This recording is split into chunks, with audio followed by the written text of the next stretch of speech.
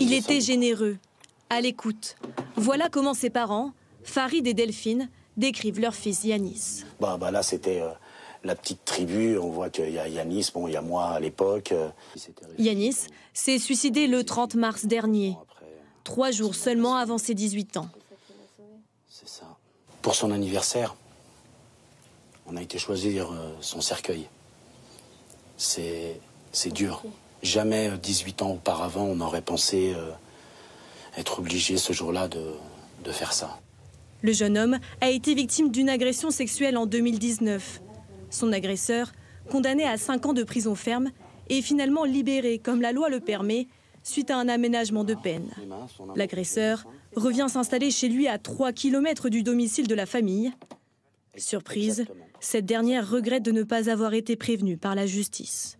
Je sais qu'il avait peur de le croiser, on en a parlé. On en a parlé, moi, quand je lui ai annoncé que son agresseur était sorti de prison. Ça lui a fait un choc. Mais j'ai préféré lui dire, j'ai préféré lui en parler plutôt que de le croiser au coin de la rue.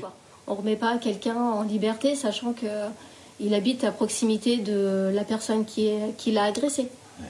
Le parquet nous confirme que l'agresseur porte un bracelet électronique et avait bien interdiction de s'approcher de Yanis et de tout autre mineur.